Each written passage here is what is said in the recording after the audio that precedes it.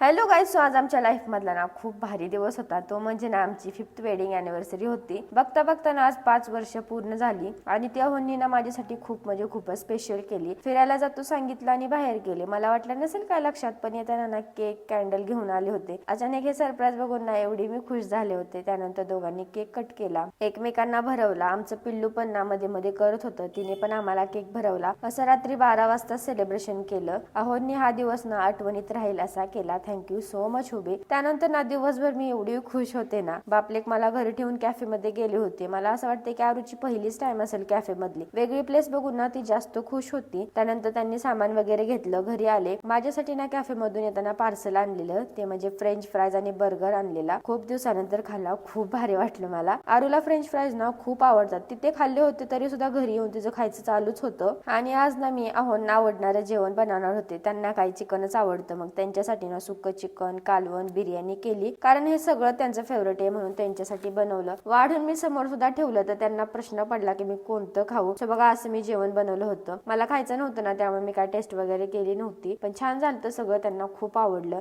मग त्यांनी छान असं जेवण केलं. त्यानंतर बाहेर गेले. आरूसाठी पेस्ट्री आणली. मॅडमनी मस्त पेस्ट्री खाल्ली आणि माझ्यासाठी ना चायनीज आणले होते, ते पण व्हेज वाले. मला जास्त व्हेज आवडत नाही तरी सुद्धा ते मी खाल्लं. मस्त जेवण केलं आणि असा संपवला दिवस. भेटू नेक्स्ट व्लॉग मध्ये. तोपर्यंत बाय बाय.